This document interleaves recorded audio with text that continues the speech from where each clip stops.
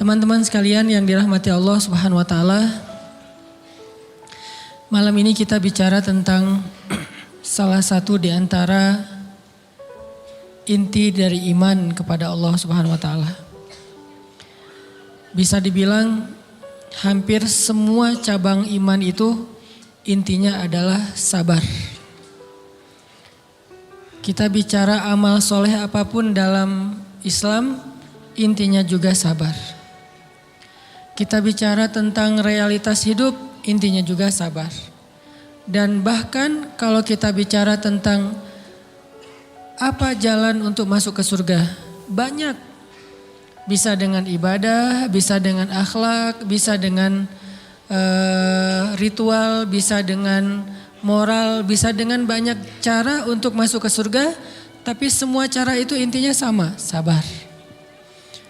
Makanya ketika para ulama membahas bab sabar, maka mereka mengatakan bab sabar ini seperti saudara kembarnya bab iman, bab ikhlas.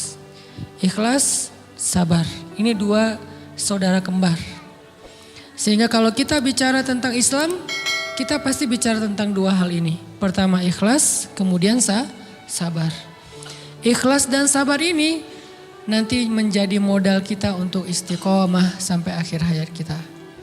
Maka pada malam ini kita akan ngomongin tentang masalah sabar. Walaupun ini bukan tema baru, bukan materi yang saya pikir baru pertama kita dengar. Tapi saya yakin semua kita tetap harus belajar tentang sabar. Karena walaupun 1000 kali kita dengar tentang bab sabar, toh pada kenyataannya kita kadang kalau mau jujur kepada diri kita sendiri, kayaknya kita belum menjadi orang yang penyabar. Syarat menjadi orang yang penyabar bukan sering mendengar wawasan tentang sabar. Baru disebut orang yang penyabar bukan gara-gara dia tahu ayat dan hadis-hadis sabar. Orang yang penyabar itu adalah orang yang sering ngalamin ujian dan dia bisa lewatin ujian-ujian itu. Baru disebut penyabar. Walaupun kadang dia gak tahu ayatnya. Walaupun dia gak hafal hadisnya. Walaupun dia gak tahu wawasan dan ceramah dengan materi tentang sabar, tapi bisa jadi dia lebih penyabar daripada kita yang duduk dalam majelis ilmu tentang bab sabar. Makanya kita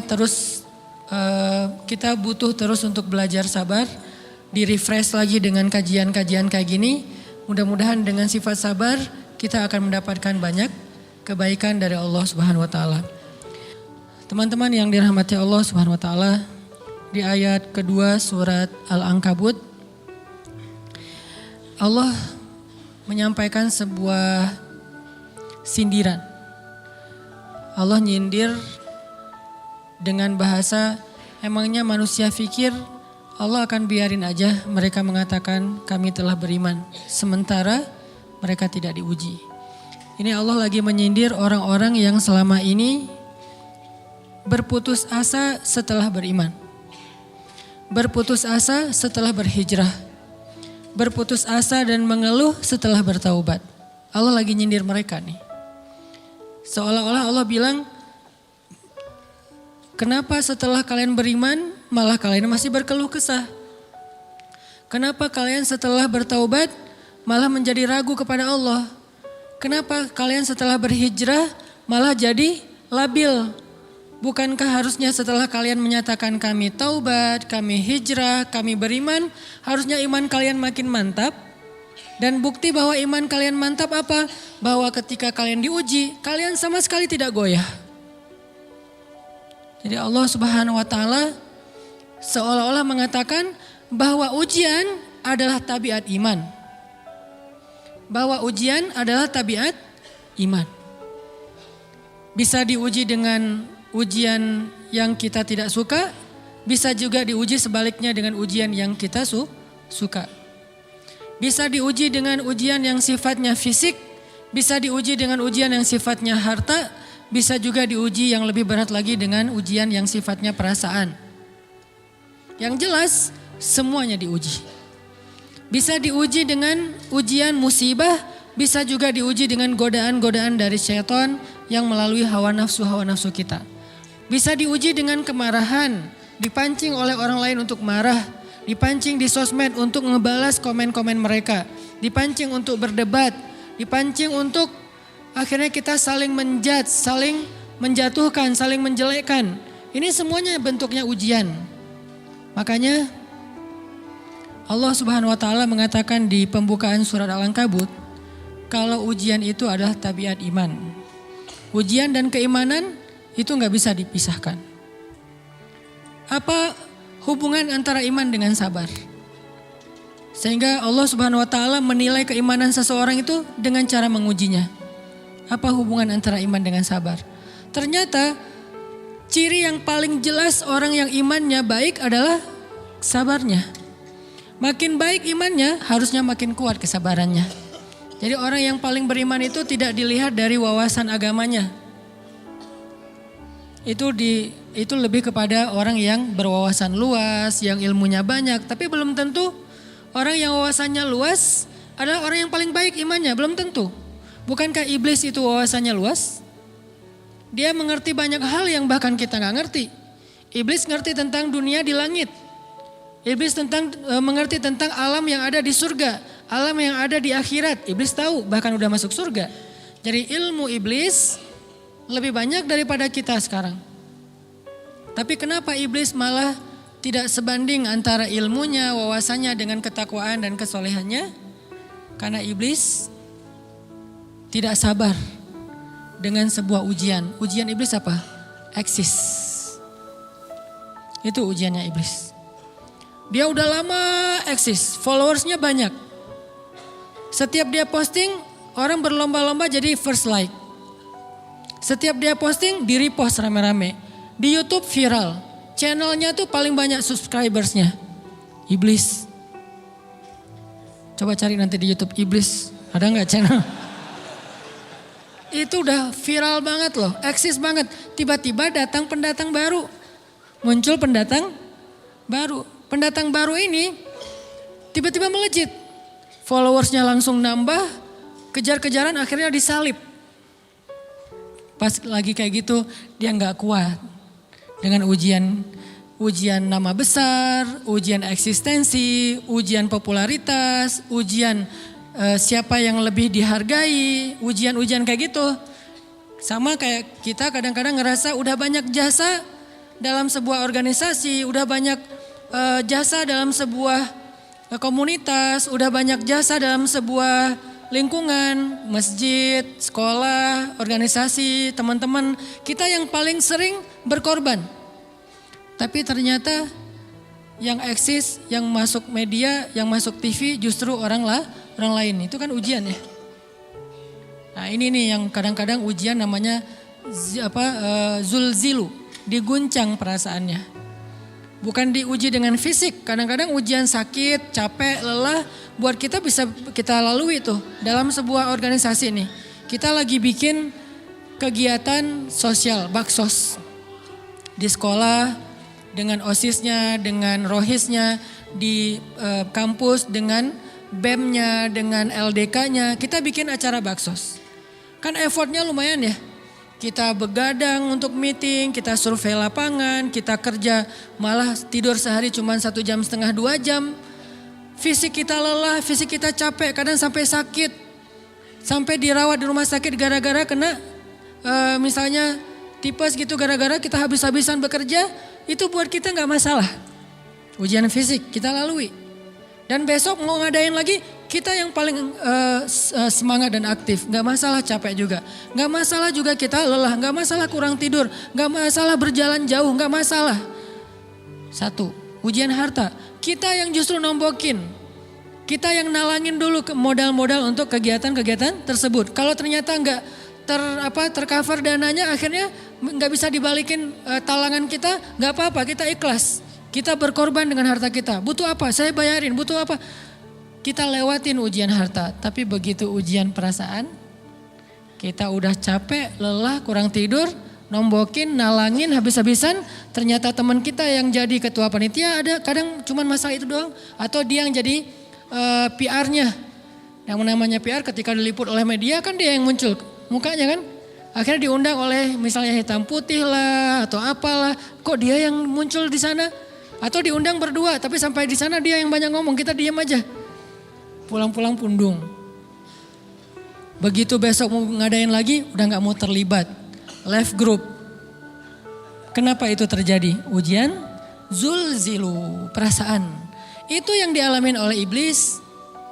Iblis rela banget disuruh beribadah, sujud beribu-ribu tahun, kuat iblis. Kalau kita mungkin jidatnya hitam, kalau iblis mungkin udah kepala-kepalanya hitam, saking rajinnya sujud. Wah, ibadahnya udah ribuan tahun. Iblis disuruh berkorban dengan harta yang dia miliki, dia kasih aja semuanya. Tapi kalau disuruh dia ngalah dari Adam untuk memimpin alamin, menjadi khalifatullahi fil ard, menjadi pemimpin wakilnya Allah di muka bumi, buat iblis ini berat. Kenapa dia? Ana khairum min, saya lebih baik daripada dia. Saya lebih senior daripada dia. Saya lebih sehat daripada dia, saya lebih keren daripada dia, saya lebih. Ujian emosional, ujian ego, ujian perasaan, itu yang lebih berat buat kita. Kadang sakit dan dirugiin orang lain, teman segala macam kita masih oke lah. Selama ini asal kita ngumpul selalu gua yang bayarin, oke deh gak usah dibahas. Baru dibahas nanti pas sakit hati. Kalau belum sakit hati kan gak dibahas kan? Gak apa-apa deh kita terus yang bayarin, kita traktirin ngopi apa segala macam. Gak pernah dibahas. Kebersit sih di benak kita, cuman gak mau dibahas. Kenapa? Udahlah biarin aja, easy going. Kemudian kayak kita yang capek harus rempong sana kemari segala macam. Selalu acaranya di rumah kita, akhirnya kita yang bayarin, kita yang rempong, nyiapin segala macam, bebersih sendiri. Tapi begitu ada yang nyakitin perasaan kita sedikit aja, semua itu balik lagi. Dari dulu ya. Nah, keluar kan? Kenapa? Dipancing oleh ujian perasaan. Jadi ternyata yang paling berat itu adalah zulzilu, diguncang perasaannya. Kita kadang-kadang habis-habisan buat seseorang, nggak masalah. Hujan-hujanan dia yang pakai jas hujan, kita nggak pakai apa-apa, nggak apa-apa. Sakit-sakitan juga, dikerok dan segala macam, biarin aja. Kalau perlu misalnya kalau bannya lagi kempes, dia naik Grab, kita dorong-dorong motor terus cari tempat segala macam sampai tengah malam. Nggak apa-apa deh buat dia. Apa sih yang nggak buat kamu? Begitu dia selingkuh, keluar semuanya. Mulai list report keuangan. Wah dulu sekian, sampai uang receh-receh juga dihitung kan ya. Kenapa bisa kayak gitu? Perasaan kan? Nah ini nih yang kita coba belajar. Mungkin malam ini kita lebih banyak membahas tentang sabar terhadap ujian perasaan. Karena banyak macam-macam ujian. Nah gimana kita memanage perasaan kita. Gimana cara kita merecovery perasaan kita dengan bab sabar. Insya Allah nanti akan kita lanjutkan setelah selesai sholat isya. Barakallah. Bismillahirrahmanirrahim. Teman-teman yang dirahmati Allah Subhanahu wa taala, kita lanjutkan tentang masalah sabar. Terutama sabar zulzilu, ketika kita diuji dengan ujian ego, marah, perasaan, sakit hati, yang kayak gitu-gitu. Ini ujian jauh lebih berat daripada ujian fisik dan ujian harta. Termasuk rasa cinta, rasa benci, kadang itu menjadi ujian. Kenapa ujian bikin kita jadi tidak lagi logis, gak realistis, dan kadang-kadang mengabaikan hal-hal nilai-nilai yang kita selama ini pegang sebagai satu kebenaran. Kita ngabaikan batasan-batasan syariat. Ini semuanya ujian dari Allah Subhanahu wa taala. Sehingga tidak disebut orang yang beriman kecuali ketika Allah Subhanahu wa taala melihat dia sabar dalam ujian. Kalau dia nggak sabar dalam ujian, malah di dalam pembukaan surat Al-Ankabut tadi Allah menggolongkan mereka termasuk orang-orang yang munafik. Apa arti yang orang munafik? Orang yang mengaku beriman tapi sebetulnya dia tidak beriman. Apa salah satu buktinya? Dia tidak sabar.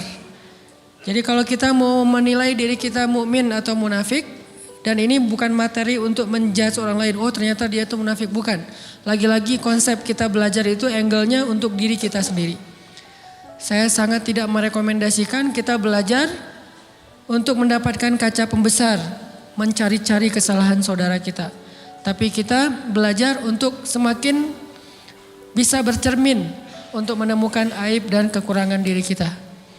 Jadi semakin kita tahu ilmu agama, semakin kita tahu ayat dan hadis, semakin kita punya cerminan untuk menilai diri kita dan memperbaiki diri kita. Bukan nyari kaca pembesar untuk memperjelas aib-aib dan kesalahan orang lain.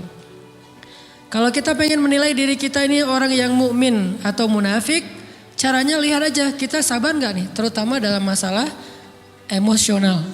Dalam masalah ego, dalam masalah marah, dalam masalah hawa nafsu, dalam masalah perasaan cinta, dalam masalah benci segala macam. Masih bisa nggak kita adil bahkan kepada orang yang kita benci? Adil kepada orang yang kita benci, adil kepada musuh sekalipun. Bahwa jangan sampai kita gara-gara nggak suka kepada seseorang, kita berlaku zalim kepada dia. Jangan. Ini berarti kita harus ngelawan ego kita sendiri. Ego untuk memaafkan orang lain, ego untuk bisa melupakan kesalahan orang lain, ego untuk bisa berlapang dada dengan hal-hal yang gak nyaman daripada orang lain. Ini adalah ujian yang paling berat. Di situ kita bisa lihat kita nih mukmin atau munafik. Kalau gak pernah sabar sama sekali dalam masalah ego, dalam masalah emosional, berarti jangan-jangan kita tergolong di antara orang-orang yang kata Allah, wa ma hum bimu'minin. Mereka bukan orang yang beriman. Kata Allah di surat Al-Ankabut, mereka itu adalah wala ya'lamannallahul munafikin, orang-orang yang munafik. Nauzubillah min dzalik. Kalau kita merasa pernah sabar terhadap emosi kita, sekarang kita lihat sesering apa kita sabar terhadap emosi kita. Maka derajat seorang mukmin tergantung tingkat kesabarannya. Ada yang orang sabar hanya kalau disakiti dengan satu kata. Ada yang sabar dengan satu kalimat. Ada yang sabar dengan satu paragraf. Ada yang sabar dibully rame-rame juga dia sabar. Berarti lahum darajatun inda rabbihim. Orang beriman juga bertingkat-tingkat.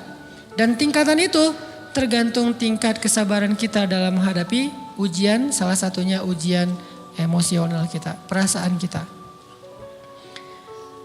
Sehingga teman-teman yang dirahmati Allah SWT, salah satu program kita untuk terus mengembangkan diri, program untuk tumbuh, program untuk memperbaiki diri kita di hadapan Allah itu adalah coba kita program dalam sehari aja, terus kita nilai berapa kali kita berhasil ngelewatin ujian emosional. Bukan cuman marah, termasuk cinta, benci, tersinggung, sakit hati, kayak gitu-gitu. Berapa kali kita bisa berhasil melewati itu dalam sehari. Gak usah seminggu, sehari aja. Di jalan, sama temen, di grup WA, di IG, di Twitter, di mana gitu. Coba kita lihat berapa kali kita bisa menahan diri kita dan bersabar. Bukan berarti tidak respon ya, bukan berarti pasif. Kita bisa merespon tapi dengan cara yang elegan. Kita bisa merespon tanpa harus memperlihatkan emosional yang meledak-ledak. Bukan berarti ketika disakiti orang, dihina dan segala macam kita diam aja. Gak selalu kayak gitu. Kadang-kadang kita perlu merespon untuk mengklarifikasi, tabayun kalau kata orang-orang yang dalam ilmu fikih. Kita harus tabayun. Tapi tabayun dengan marah itu beda. Tabayun dengan mencela itu beda. Sehingga kita mencoba menahan diri berpikir, aduh capek kalau gitu. Tapi kan ini bagian dari pembelajaran. Makin terbiasa kayak gitu, terbiasa elegan, maka otomatis jadi nggak terlalu repot lagi. Kan awal-awal bersikap pengen yang bijaksana, yang elegan, yang dewasa, itu kan kadang-kadang harus diusahain ya. Karena belum mengkarakter, harus mikir dulu gimana ya sikap yang paling dewasa, gimana ya sikap yang paling bijaksana, gimana ya sikap yang paling wise, gimana ya sikap yang paling elegan, masih mikir. Tapi setelah berkali-kali kita latihan, lama-lama itu menjadi spontanitas kita. Dan kalau udah bisa kayak gitu, insya Allah kita sudah mulai meniru nih akhlak Nabi Muhammad SAW. Ini ujian perasaan banget. Kalau tadi saya ngasih contoh diselingkuhin itu sebetulnya cuman bercanda ya. Karena diselingkuhin ini pastinya bukan ujian, tapi musibah. Pengkhianatan ya, tidak ada tempat. Gimana kita ngelawan perasaan kita kalau lagi kayak gitu? Gimana kita ngelawan perasaan kita kalau lagi diuji, gimana cara kita bersabar? Karena iman dan sabar itu bisa dibilang satu paket. Nggak disebut orang beriman kalau nggak sabar. Dan insya Allah orang yang sabar itu adalah ciri-ciri orang beriman. Nggak mungkin disebut orang beriman kalau nggak sabar. Kita pikir memang iman itu hanya ucapan. Kalau iman itu cuma ucapan, inna sholati wa nusuki wa mahyaya wa mamati lillahi rabbil alamin, gampang. Kalau iman itu cuma ucapan, hasbiyallah wa ni'mal wakil, gampang. Kalau iman itu cuma ucapan, la haula wa la quwata illa billah, gampang. Kalau iman itu cuma ucapan, iyyaka na'budu wa iyyaka nasta'in, gampang. Tapi Allah mengatakan, wa ma hum bimu'minin. Ahasiban nasu ayyutraku ayyakulu amanna wa hum la yuftanun. Emangnya cukup dengan hanya mengatakan kami telah beriman lalu tidak diuji? Ternyata iman adalah sabar dalam ujian. Jadi nggak mungkin orang disebut beriman sementara dia tidak sabar, sementara dia emosional, sementara dia temperamen, sementara dia orangnya meledak-ledak, sementara dia orangnya mengeluh, sementara dia orangnya berputus asa. Nggak mungkin. Karena ulama mengatakan la tayasu, jangan berputus asa. Fa innal ya's laisa min akhlaqil muslim atau mu'min. Karena sesungguhnya keputusasaan bukan di antara akhlak orang yang beriman. Orang yang beriman itu tidak pernah berputus asa.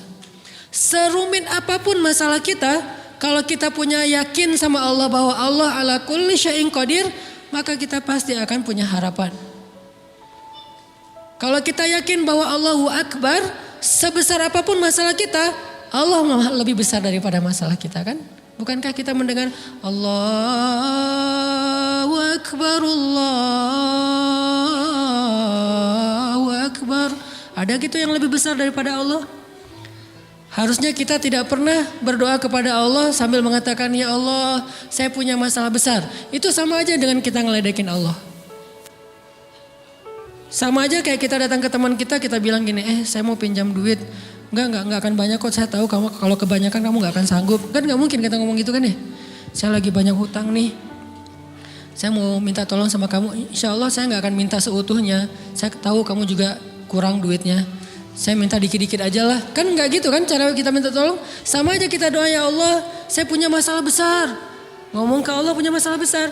Kalau kita ngomong ke manusia kayak gitu wajar. Tapi ke Allah, ya Allah saya punya masalah kecil nih. Apa? Ada hutang sedikit, berapa? 100 M. Allah kan ghaniyun, maha kaya. Jadi jangan pernah mengatakan 100 M itu besar di hadapan Allah. Kita ngeremehin Allah banget.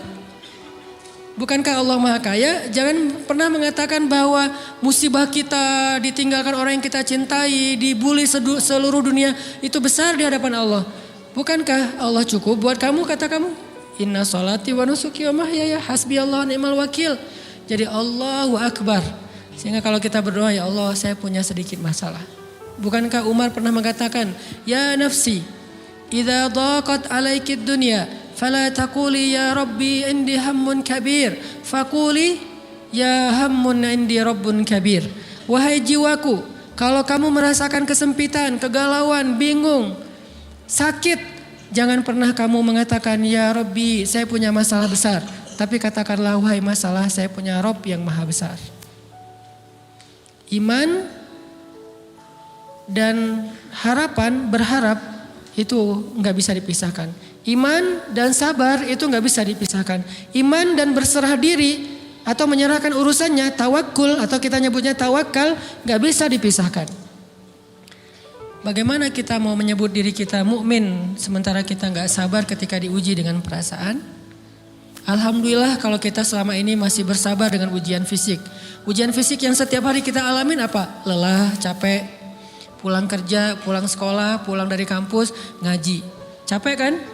Belum lagi macet-macetan, belum mandi pula. Dari tadi pagi, dari semalam kurang tidur. Dan segala macam, lelah, capek, ngantuk. Kadang-kadang sampai drop kesehatan kita. Kita bisa laluin itu, gak apa-apa capek-capek juga, yang penting saya pengen belajar. Jalan nih jauh-jauh, ada yang dari Sumedang, ada yang dari Lembang, ada yang dari Banjaran, dari mana-mana datang pengen ngaji. Jarak jauh gak apa-apa. Macet nggak apa-apa, lelah nggak apa-apa, habis duit nggak masalah. Tapi sampai di sini kesenggol dikit aja sama teman kita dalam ucapan mungkin, dalam ekspresi kadang-kadang kita senyumin gak dibalas senyum. Atau mungkin hal-hal sepele itu bikin seolah-olah amal kita yang udah habis-habisan tadi jadi berkurang sampai habis pahalanya. Ujian perasaan. Kadang-kadang datang ke sini nggak ada rasa tidak nyaman sedikit mungkin dengan teman kita atau dengan orang yang di sebelah kita. Akhirnya kita merasa tersinggung, akhirnya kayak jadi berlebih-lebihan di tangga, di pintu, pas keluar, di tempat wudhu, di mana. Hal sepele sebetulnya, tapi mengganggunya bukan fisik kita. Yang terganggu bukan harta kita, tapi yang terganggu perasaan kita nih, rasa nyaman kita yang terganggu. Seolah-olah hilang semuanya. Jadi gak berarti, ini namanya ujian teman-teman. Mudah-mudahan kita bisa istiqomah dalam masalah perasaan ini. Pertanyaan sederhananya adalah gimana sih cara kita menghadapi itu? Saya juga lagi belajar, ini bukan kata saya ya, tapi saya coba merangkum dari beberapa hadis, dari beberapa ayat. Mudah-mudahan ini jadi semacam tips dari Allah, dari Rasul, cara kita supaya lebih sabar dalam menghadapi ujian, khususnya ujian perasaan. Pertama, saya mengambil dari hadis riwayat yang diriwayatkan dari Abu Hurairah, hadis Hasan. Nabi SAW mengatakan, "Ma yazalul bala'u bil mu'mini wal mu'minati fi nafsihi wa waladihi wa malihi hatta yalqallaha ta'ala wa ma alaihi khati'ah." Tidaklah seseorang selesai diuji, baik dia laki-laki orang yang beriman atau perempuan yang beriman, baik itu ujiannya terjadi pada dirinya atau melalui anaknya atau melalui hartanya. Artinya ujian harta, ujian fisik, ujian perasaan. Sampai dia bertemu dengan Allah dan dia tidak punya dosa. Apa maksud dari hadis ini? Ujian itu tidak akan berakhir kecuali kalau dosa kita sudah habis. Allah akan menguji kita terus untuk membersihkan diri kita dari dosa. Sehingga yang harus kita coba bangun awareness dalam diri kita kalau lagi diuji, Allah pengen membersihkan dosa saya nih. Sehingga kita ridho dengan ujian, bukan ikhlas ya. Kalau ikhlas ibadah, kalau ujian ridho, rela. Saya ridho ya Allah walaupun ini berat. Saya ridho ya Allah walaupun saya berharap Engkau beri jalan keluar. Saya ridho ya Allah walaupun saya berharap ditolong oleh Allah. Tapi tetap ridho diberikan ujian itu. Sambil berdoa diberikan jalan keluar, ditolong, diberikan keajaiban. Cuman gak mau mengeluh. Dan berdoa meminta jalan keluar bukan mengeluh. Itu ibadah. Berdoa itu ibadah dalam Islam. Sehingga Allah suka banget sama hamba yang berdoa. Allah suka dengan hamba yang curhat. Nabi itu kalau lagi curhat, doanya aja bisa berjam-jam cuma doa doang toh. Kayak hadis Aisyah pas lagi cemburu malam-malam kan. Aisyah lagi tidur. Ini jatah malamnya Aisyah. Tiba-tiba dia nyari-nyari raba-raba, Nabi gak ada, dicari di kamar mandi gak ada. Biasanya Nabi sholat di sebelah Aisyah. Wah curiga nih, jangan-jangan ke rumah si fulan. Dicari ke rumahnya, ditelepon gak aktif, mungkin lagi dicas, datang ke rumahnya. Ketuk pintu. Hafsah, Nabi di rumah kamu enggak? Enggak Aisyah, beneran. Cari ke rumah Sofia. Sofia, Nabi di sini enggak? Enggak, beneran. Cari ke rumah Maria. Maria di sini enggak Nabi? Enggak. Kemana ya Nabi? Rumah istri-istri yang lain gak ada. Pas balik ke rumahnya, ngelewat masjid, ngelihat Nabi lagi sujud di Masjid Nabawi, di mihrab. Dan Aisyah mendengar Nabi menangis sambil berdoa. Dan sujudnya itu seperti membaca 1 juz Al-Quran. Dan itu isinya doa nangis. Robbi. Jadi kalau kita katakan gak usah banyak berdoa sama Allah, malu. Justru Allah suka kepada hamba yang berdoa. Justru sebaliknya kalau kita jarang berdoa atau enggan berdoa, buat Allah itu orang sombong. Allah gak suka hamba kayak gitu. Kamu gak butuh saya, sama kayak kita lagi ada masalah, punya teman yang punya kelebihan harta, terus kita kayak bingung gitu nyari kesana kemari pinjaman, dia gak dikasih tahu. Pas dia tahu dari orang lain, dia ngomong apa? Kamu gak nganggap saya ya? Emangnya saya bukan teman kamu? Kok kamu punya masalah keuangan tapi saya gak dikasih tahu, malah saya tahunya dari orang lain? Tersinggung kan? Kalau teman kita aja tersinggung, apalagi Allah. Kamu punya masalah kok gak ngomong ke saya, wahai hambaku? Bukan berarti Allah gak tahu, Allah tahu, cuman Allah berhak, bukan ingin ya, berhak untuk dilibatkan. Allah berhak untuk dicurhatin. Allah berhak untuk dijadikan tempat kita untuk habis-habisan menangis dan melampiaskan masalah kita kepada Allah dalam bentuk curhat-curhat dan doa. Sehingga kalau kita berdoa, ya Rabbi, Allah langsung inni qarib, mendekat Allah kepada kita. Jadi teman-teman yang dirahmati Allah, kalau kita punya masalah, kita coba bangun awareness, oh Allah pengen membersihkan dosa-dosa saya nih. Terus kita berdoa, ya Allah bantu saya, ya Allah tolonglah saya, istighfar. Saya kadang-kadang ngerasa nih, kalau ada dosa, ada kesalahan, ada kekeliruan yang saya lakukan misalnya gitu, kalau saya nggak kuat istighfarnya, bentar lagi akan diuji sama Allah. Ujiannya macam-macam, alhamdulillahnya ujiannya masih ketahan.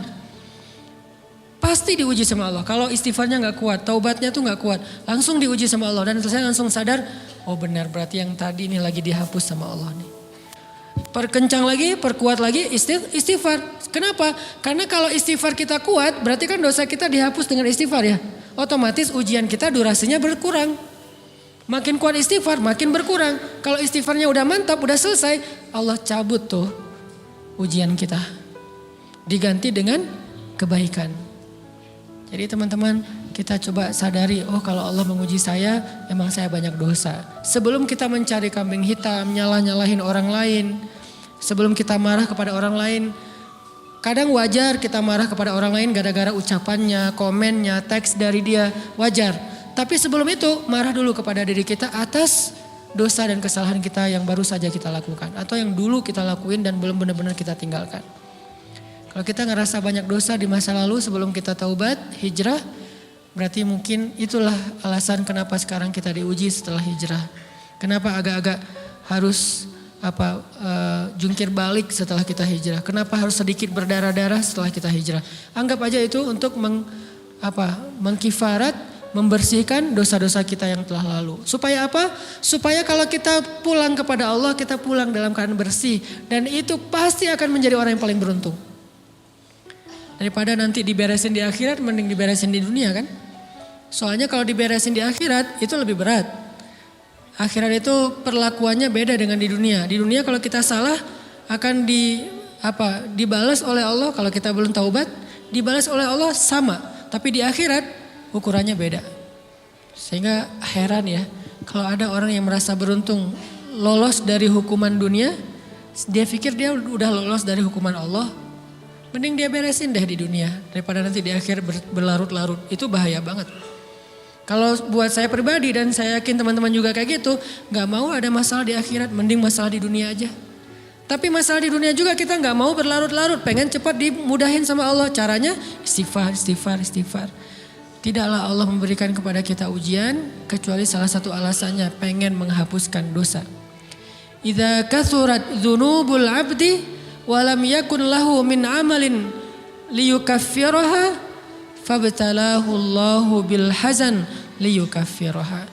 Kalau seorang hamba banyak dosa dan dia nggak cukup amal untuk mengkifarat dosa-dosanya, Allah akan menguji dia dengan rasa sedih, dengan rasa kecewa, dengan rasa berat, sakit hati untuk mengkifarat dosa-dosanya. Itu yang kita bangun. Sehingga kalau ada masalah sama orang lain, kita memperbaiki diri dulu. Bukan sibuk dengan kesalahan dia terus menerus yang gak mau kita maafin. Misalnya ada teman kita nih, jadi clash sama kita. Hal pertama yang kita bangun, astagfirullahaladzim saya banyak dosa nih. Tapi kan yang salah dia, ya tapi mungkin dia gak akan mengatakan kalimat itu, gak akan bersikap kayak gitu kalau kita gak punya dosa. Allah sengaja mengutus dia untuk menguji kita lewat kata-katanya, lewat perilakunya, karena kita punya dosa. Jadi penyebab pertama diuji itu bukan teman kita yang salah, itu penyebab kedua. Memang dia salah dan itu harus kita akui, realistis lah. Dia salah, dia gak pas, dia gak bijak, dia apa. Oke, tapi yang mentakdirkan dia salah kepada kita, Allah Subhanahu Wa Taala. Kenapa Allah takdirkan gitu? Karena kita masih punya banyak dosa. Allah kirim kita ujian, bisa manusia, bisa alam, bisa dalam diri kita sendiri. Itu semuanya adalah cara Allah untuk menguji kita dan membersihkan dosa-dosa kita. Ini yang kita bangun pertama. Yang kedua, kata Nabi di dalam hadis Bukhari, may yuridillahu bihi khairan. Yang terkenal kan yufaqihu fiddin, itu yang terkenal. Ternyata ada dua modelnya. Ada may yuridillahu bihi khairan yufaqihu fiddin. Siapa yang Allah pengen kasih dia kebaikan agama, kebaikan, Allah akan buat dia mengerti halal dan haram. Itu berarti Allah sayang sama dia. Ini satu model hadis. Ada model yang kedua, mirip redaksinya.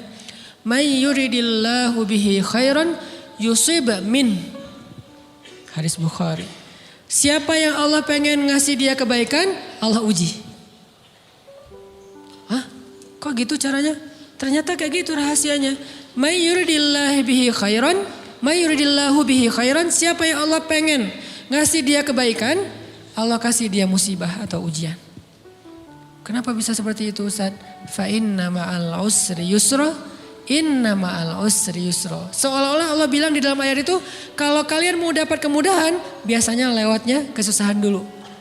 Kalau kalian pengen dapat keberuntungan, biasanya dapatnya kerugian dulu. Tapi keberuntungan dan kerugiannya pasti gak sebanding. Keberuntungannya jauh lebih besar daripada kerugiannya. Kerugian itu kayak modal doang, DP. Jadi kalau kita mau dapat kejutan dari Allah, Allah kasih kita DP. DP-nya apa? Ujian, DP-nya musibah, DP-nya rasa gak nyaman. Itu DP tuh. DP terhadap apa? DP dari Allah terhadap hadiah-hadiah besar yang Allah pengen ngasih ke kita setelahnya. Cuman banyak orang yang menolak DP ini. Sama kayak kita misalnya. Kalau kita mau ngasih dia hadiah, kita kasih dia kayak kejutan dulu. Dia lagi ulang tahun nih, disiram air dulu. Setelah itu dikasih hadiah-hadiah yang mahal. Rela gak disiram air demi hadiah? Rela, udah siramin lagi aja. Kalau setelahnya ada hadiah. Yang kita gak rela, kalau setelah disiram, disuruh bersih-bersih sendiri dan gak dikasih apa-apa, kan gak rela tuh. Berarti ini bab iman. Yakin gak kalau Allah tetap ngasih hadiah? Kan sabar dan iman itu ternyata tahu aman, kembar. Kalau kita yakin Allah ngasih hadiah setelah ngasih kita DP ujian, ya kita akan sabar. Gak apa-apa deh, bentar lagi mau dikasih hadiah, digini-giniin juga gak masalah. Dibully, diapain sama Allah, biarin aja. Ya Allah saya sabar, kan bentar lagi mau dikasih hadiah nih. Ini masalah yakin. Tapi kalau kita gak yakin, apa sih maunya Allah gitu kan. Begitu kalimat ini keluar, maka yang muncul setelahnya adalah mengeluh, berputus asa, dan gak akan sabar menghadapi ujian. Ujian, kata Nabi, may yuridillahu bihi khairan. Siapa yang Allah pengen kasih hadiah, siapa yang Allah pengen kasih kejutan, siapa yang Allah pengen kasih pertolongan, siapa yang Allah pengen kasih kebaikan, yusib min. Allah akan uji dia dulu. Ini sunnatullah.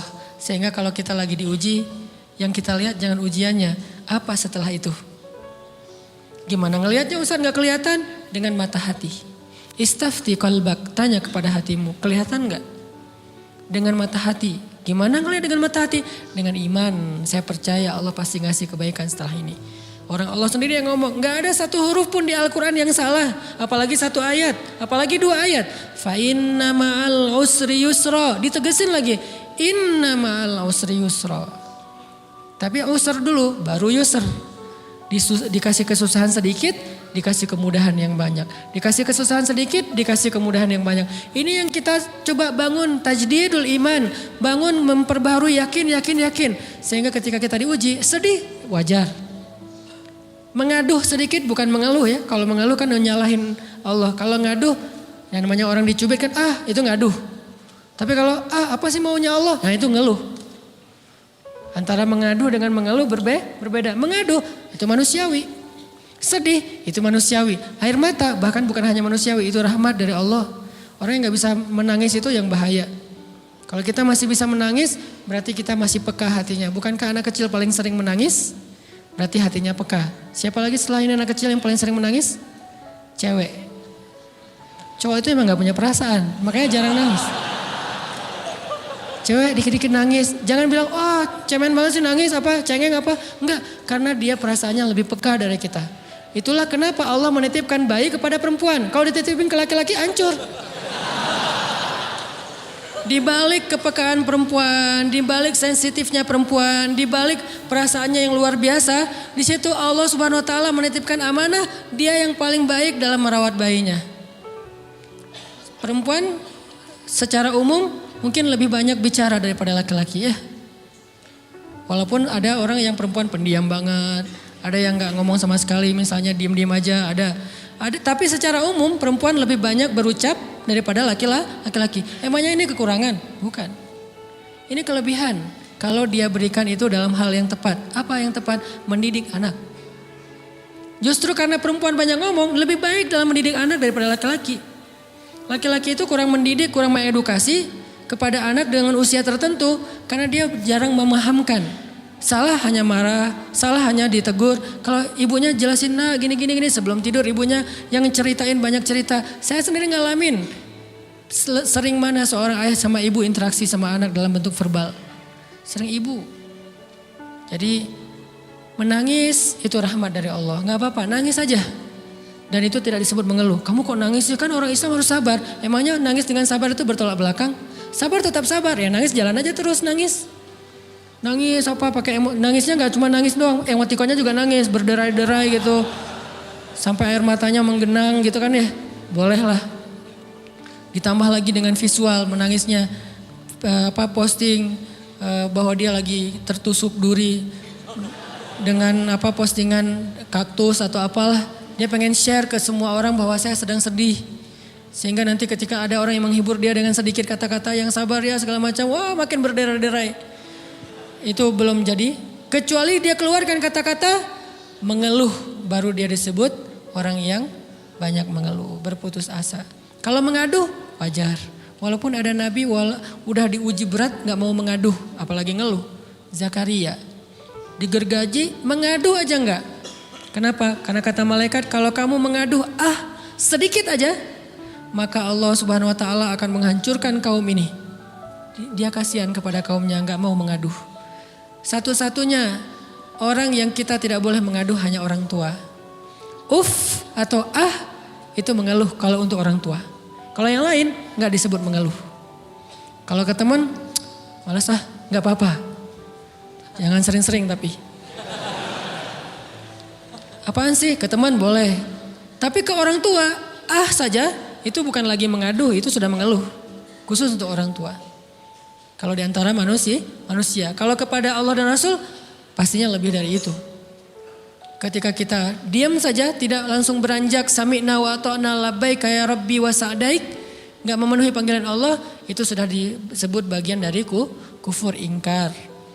Tapi minimal kita mungkin masih mengaduh, kita masih menangis, kita masih lelah, kita masih merasa lemah. Setidaknya kita tidak mengeluh. Kenapa? Kita percaya Allah kalau mau ngasih hadiah kepada hambanya, DP-nya itu ujian. Dan yakinlah hadiahnya minimal 10 kali lipat lebih baik daripada ujian itu. Minimal, karena gak ada amal soleh yang dibalas di bawah 10 kali lipat tuh gak ada. Amal soleh, amal ya bukan niat. Amal yang udah kita kerjakan minimal dibalas 10 kali lipat. Minimal, maksimalnya bighairi hisab, tanpa batas. Bighairi hisab, tanpa batas. Ada yang 700 kali lipat kayak sedekah. Tapi tetap aja ayat sedekah di akhirnya ujung-ujungnya apa? Bighairi hisab juga kan? Berarti sedekah itu minimal dibalas 700 kali lipat. Minimal. Kalau kita yakin. Selalu syaratnya kalau kita yakin. Dan saya ngebuktiin itu banget. Saya pernah ngalamin lagi jalan-jalan di sebuah kota yang ada becak kayuhnya, becak sepeda gitu ya. Jalan terus saya bilang, Pak berapa ongkosnya? 20.000. Udah naik aja 20.000. Karena kita keliling-keliling kota, ternyata saya jadi kasihan sama dia 20.000. Kasihan kan 20.000 dibayar keliling kota walaupun pas mampir beberapa tempat mungkin dia dapat tips ya. Tapi saya nggak tega gitu, dia cerita tentang anaknya lagi sekolah, apa segala macam, makin bikin baper kan. Pas selesai, saya kasih dia 100.000. Dari 20.000 dikasih 100.000 karena kasihan. Dan saya yakin, nggak mungkin sedekah itu sia-sia. Kan Nabi bersumpah kan, demi zat yang jiwaku di dalam genggamannya, tidak berkurang harta karena sedekah. Demi Allah kata Nabi, nggak berkurang harta karena sedekah. Berkurang harta karena belanja, ya. Berkurang harta karena pacaran? Banget. Modal banget kan? Apalagi buat cowok. Tapi berkurang harta karena sedekah? Gak mungkin kata Nabi. Demi Allah gak berkurang harta karena sedekah. Berkurang harta karena istri? Enggak. Karena memberi kepada istri itu pahalanya lebih gede daripada sedekah. Makanya ngemodalin pacaran setelah nikah itu tumbuh berkah. Modal pacaran sebelum nikah itu apes.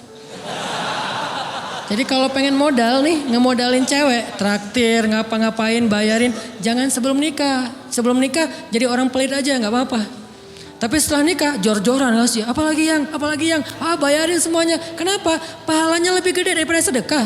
Bahkan lebih gede daripada infak fi sabilillah.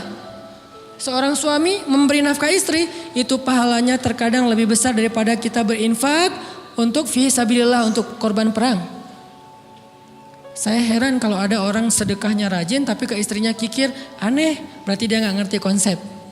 Padahal memberi kepada istri itu selama itu kebutuhan pokok ya. Dan sedikit entertain, gak apa-apa asal gak berlebihan, itu luar biasa. Makanya saya kalau jalan sama istri yang yang mana? Itu yang Onit suka, oh ya Onit suka. Kasih aja, kenapa? Minta ini, kasih. Selama ada kan kenapa gak dikasih kan ya? Nanti Allah ganti, makin rajin kita ngebayarin istri kita, ngebelanjain istri kita, makin Allah ngasih yang kita gak pernah duga-duga. Sampai istri kita cemburu sama kita. Kok kamu duitnya banyak banget sih? Kan gara-gara aku sering ngasih ke kamu. Ya udah sini lain lagi. Mau ditransfer berapa gitu kan ya. Saya ngasih 100.000 ke si bapak. Dan saya yakin teman-teman sedekahnya pasti lebih dari itu karena 100.000 saya sebut. Kalau 1 juta ke atas saya gak mau nyebut, malu dong. Ria ya.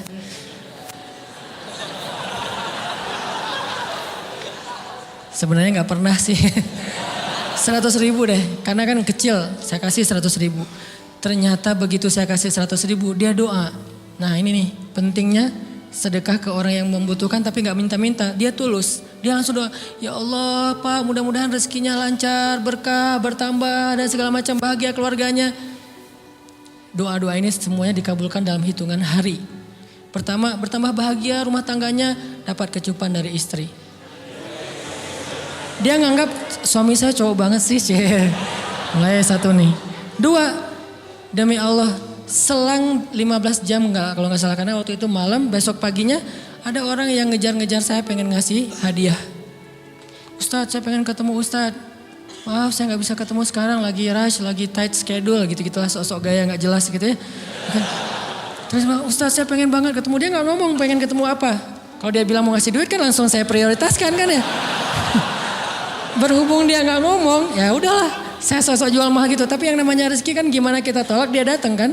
Saya nolak.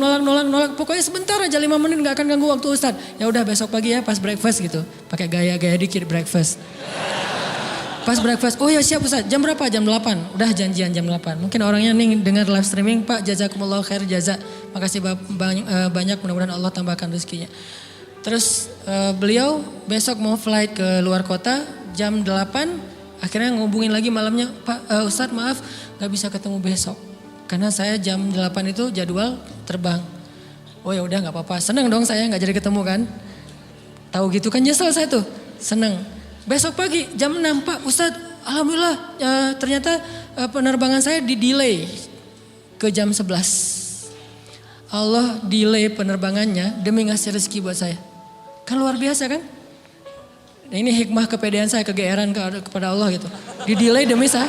Kan kadang-kadang GR ya di depan Allah ya. Robbi akraman kan gitu ayatnya. Allah memuliakan saya dengan istighfar tetap. Akhirnya saya bisa ketemu Ustaz. Saya nggak baca WA-nya. Terlambat baca, baru baca jam 8. Dia udah mulai agak putus asa. Kayaknya udah gak mungkin ketemu nih. Jam 8 pas saya baca, ternyata orangnya nggak di delay. Ya udah saya balas, ya udah sekarang saya tunggu ya jam 9, maaf cuma sebentar. Nggak apa-apa Ustaz 5 menit. Datang dia. Datang ngasih apa coba? Ngasih duit 200 juta. Demi Allah. Cuman berselang beberapa jam saya tolak-tolak. Tahu gitu Pak, datang malam ini aja.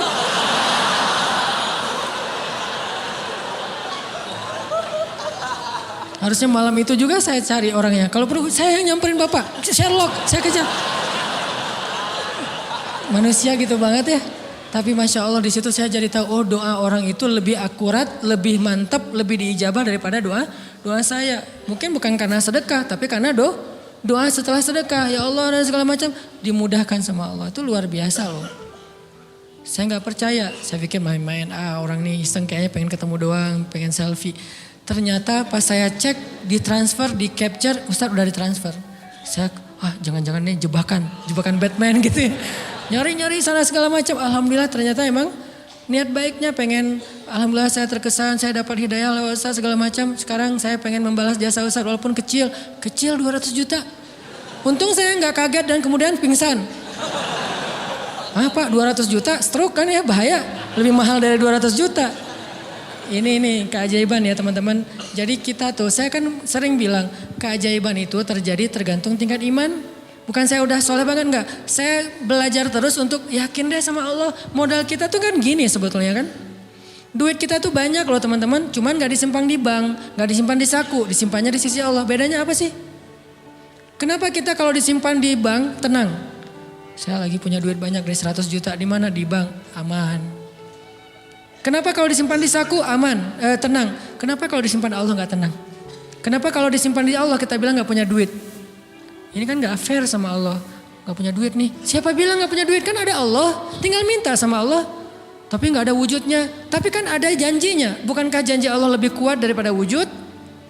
Bukankah iman harusnya lebih mantap daripada sesuatu yang konkret yang kita lihat? Ada duitnya di sisi Allah. Kenapa gak dikasih? Karena kita belum butuh. Kalau kita yakin duit kita itu ada di Allah. Tapi dikasihnya pas kita butuh. Begitu butuh ya Allah langsung dikasih sama Allah. Itu banget benar-benar terjadi dalam kehidupan kita. Pasti kayak gitu. Tingkat tergantung kita yakin apa enggak. Nih kalau Allah bilang may yuridillahu bihi khairan, Allah kalau pengen ngasih hadiah kepada seorang hamba, Allah kalau pengen ngasih kejutan kepada seorang hamba, yusib. Allah kasih dia ujian sedikit aja. Wala nabluwannakum sedikit bisyai'im minal khawf wal ju' wa naqsim minal amwal wal anfus wath thamarat wa basyiris sabirin. Kami uji sedikit aja dengan rasa lapar, dengan rasa takut, dengan sedikit kekurangan ini dan itu, sedikit. Tapi wa basyiris sabirin, sampaikan kejutan kepada orang yang bersabar. Sampaikan kejutan kepada orang bersabar. Jadi bisa dibilang kejutan-kejutan hidup kita itu munculnya dengan iman dan sabar. Dengan iman dan sabar. Iman artinya yakin, husnuzon sama Allah. Ana inda dhanni abdi bi. Aku tergantung prasangka hambaku kepadaku. Sabar. Wasta'inu bis sabri was shalah. Minta pertolongan Allah caranya dengan sabar. Kemudian dengan sholat. Pasti Allah tolong. Ustadz saya udah sabar. Sabar lagi. Isbiru wasabiru. Kalau udah sabar, bersabar lagi. Sampai kapan Ustadz? Sampai Allah Subhanahu wa taala benar-benar mengakui kesabaran kita. Setelah itu Allah pasti kasih. Terus apa yang harus saya lakukan Ustadz? Buktikan di hadapan Allah kita itu hamba yang penyabar. Jangan bilang ya Allah saya kan sabar. Jangan, tunjukin aja. Ya Allah kurang apa lagi dari saya? Tunjukin aja. Nanti Allah sendiri yang akan memberi kita gelar sabirin. Sehingga Allah bilang wabasyiris sabirin. Sampaikan berita gembira kepada hambaku yang sabar. Dan kalau Allah udah ngasih berita gembira itu beruntun loh. Kita sabar kayak Allah tahan dulu nih ya. Kejutan Allah tahan dulu hadiahnya buat kita tuh. Ditahan, tahan. Makin lama makin sulit pastinya. Makin lama makin berat, makin lama makin berat. Begitu dibuka kerannya itu gak ada selesai-selesainya. Sampai kita kebingungan. Loh kok datang terus-terusan. Kayak gitu cara Allah memperlakukan hambanya. Nabi Ayub. Sakit pertama, sakit fisik. Sakit kedua, sakit hati. 2 penyakit Nabi Ayub. Fisik pertama, beliau lumpuh, beliau sakit. Sakit hatinya apa? Ditinggalkan oleh orang-orang terdekatnya. Anaknya meninggal. Sedih kan? Kemudian pembantu-pembantunya pada resign. Makin kecewa. Dasar kalian. Kemudian teman-temannya pada menjauh. Grupnya nge-live dia. Bukan dia live grup. Grupnya yang nge-live dia. Orang unfollow. Tiba-tiba followersnya tinggal 1 doang. Yang tadi ada ribuan, sekarang tinggal 1. Istri satu-satunya yang masih setia mendampingi beliau. Tinggal 1 followersnya. Kebayang gak tuh? Yang posting udah sepi, udah gak ada yang nge-like. Istri aja nge-like. Ini nih Nabi Ayub. Ditambah lagi datang keluarganya ke rumah Nabi Ayub, nggak mau ketemu dalam jarak dekat. Dari luar ngomongnya, Ayub, kami gini. Kemarin kamu harta kamu tuh kan kamu ada masalah minjam duit karena istri kamu nih. Gimana nih bayarnya? Terus mereka tutup muka, nggak mau tertular. Mereka bilang jangan dekat-dekat dengan Ayub. Yang lebih parah lagi ada yang sampai nuduh gini. Ternyata ya, kamu itu selama ini bukan orang soleh. Selama ini kamu tuh pura-pura pencitraan ordai. Ini buktinya nih. Ternyata akhirnya Allah tunjukin juga borok kamu, aib-aib kamu. Ternyata kamu itu selama ini orang munafik. Jadi Nabi Ayub malah dituduh orang jahat, orang yang terkutuk. Yang selama ini mencitrakan diri sebagai orang baik gara-gara sakit itu dituduh demikian. Sedih luar biasa. Bertahun-tahun, ada riwayat mengatakan 17 tahun, ada yang mengatakan lebih atau kurang. 17 tahun ditahan semua kebaikan oleh Allah kecuali satu, iman. Sehingga Nabi Ayub tetap yakin Allah maha baik. Pokoknya yakin Allah maha baik. Allah gimana pun diuji Allah maha baik. Diambil anaknya Allah maha baik. Diambil kesehatannya Allah maha baik. Diambil hartanya Allah maha baik. Jadi orang yang tadinya paling kaya di negerinya sekarang paling miskin di negerinya. Kebayang gak tuh dibalik 180 derajat. Yang tadinya paling kaya, gak ada yang lebih kaya daripada Ayub, sekarang yang paling miskin. Gak ada yang lebih miskin daripada Ayub. Allah maha baik, Allah maha baik, Allah maha baik. Husnuzon kepada Allah. Dan itu gak sehari 2 hari, 17 tahun husnuzon kepada Allah. Pada puncaknya ketika istri beliau harus menjual rambut, gundul, potong rambut, dijual demi apa? Udah gak tahu lagi ngemodalin apa untuk ngasih makan Nabi Ayub. Akhirnya nyari-nyari kerja gak ada yang nerima, jual rambut, pakai jilbab di rumah gak buka-buka jilbab. Ayub curiga, yang kenapa kamu gak buka jilbab di hadapanku? Enggak apa-apa, kan lagi musim panas, gak apa-apa. Akhirnya Nabi Ayub minta tolong dibukain ada apa, curiga kan.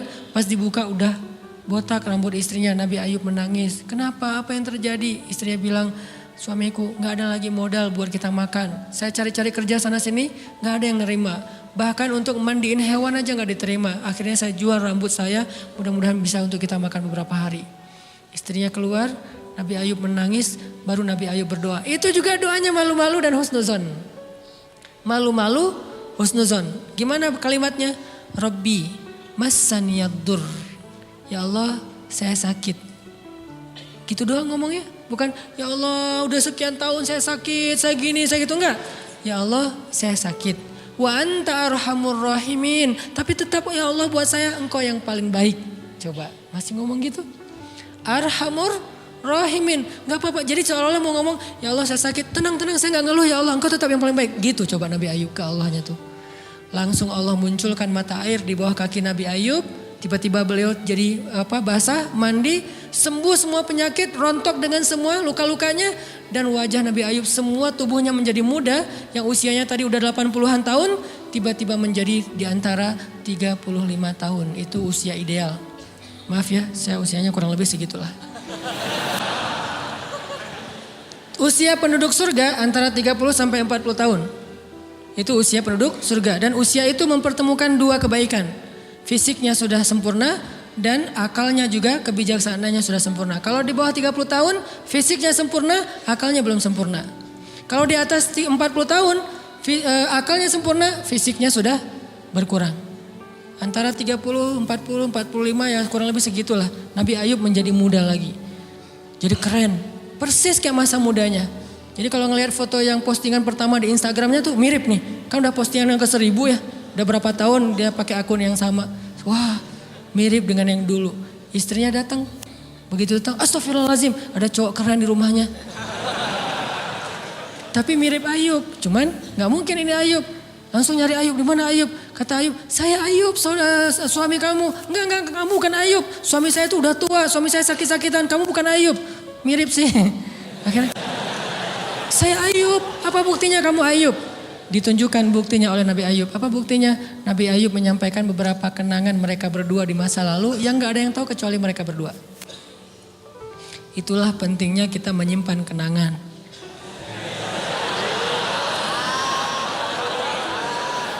Kalau ada masalah gitu kan, nauzubillah harus operasi wajahnya. Kamu bukan suami saya. Ada buktinya apa? Ada satu hal yang cuma kita berdua yang tahu. Kalau perlu jangan satu hal, banyak hal ya. Cuman kita doang yang tahu. Orang lain nggak tahu. Pas disebut itu benar, tidak ada yang tahu masalah itu kecuali kita berdua. Akhirnya dipeluk Nabi Ayub ngajak istrinya untuk mandi di mata air yang sama. Istrinya mandi langsung muda lagi. Setelah itu Allah SWT beri mereka harta yang sangat banyak. Lihat kalau Allah udah buka, pertama fisiknya disempurnakan lagi. Kemudian Allah turunkan air hujan. Diturunkan hujan bukan air. Hujannya dinar dan dirham. Di belakang rumah Nabi Ayub itu ada tempat penampungan gandum gitu kan. Ada 2 tempat penampungan. Turun hujan pertama dinar. Sampai penuh penampungan gandum dengan dinar, koin-koin dinar yang 1 dinar mungkin harganya sampai 3 juta. Turun banyak, kemudian turunnya lagi dirham, penuh. Turun lagi di atas atap-atap beliau sampai rumah Nabi Ayub dipenuhi dengan dinar dan dirham. Ini apa? Nabi Ayub kaget. Setelah itu istrinya hamil. Setiap tahun ngelahirin 13 anak Nabi Ayub yang sudah Allah wafatkan, lahir setahun satu, wajahnya, karakternya, namanya semua persis seperti yang sudah Allah ambil. Seolah-olah mereka belum meninggal tapi mereka hanya pergi dan kembali lagi. Dibalikin semuanya. Dan Nabi Ayub lebih kaya berpuluh-puluh kali lipat daripada sebelum beliau sakit. Buah dari kesabaran. Artinya Allah kalau mau ngasih kebaikan yang berlipat ganda, yang luar biasa, yusib, Allah kasih dia ujian sedikit. Itu hadis Bukhari. May yuridillahu bihi khairan yusib min. Allah akan menguji dia. Dan yang terakhir yang kita coba bangun juga. Ini saya lebih ke perasaan ya. Kalau amaliyahnya mungkin ustaz-ustaz lain mengajarkan amal riyadhah buat sabar segala macam. Ini lebih ke perasaan. Satu, kita yakin emang kita layak dikasih hukuman kayak gini. Emang kita banyak dosa. Jangan terlalu besar kepala, saya nggak layak dihukum, saya nggak layak diperlakukan kayak gini. Kalau manusia ke kita wajar kita ngomong kayak gitu. Saya nggak layak diperlakukan kayak gini sama dia, oke. Tapi oleh Allah layak banget karena emang kita banyak dosa. Makanya kalau kita nggak kuat lama-lama digituin, banyak istighfar. Yang kedua, husnuzon, lebih ke perasaan nih. Oh Allah pengen ngasih saya kejutan, sabar. Sampai kapan? Sampai Allah benar-benar melihat kesabaran kita.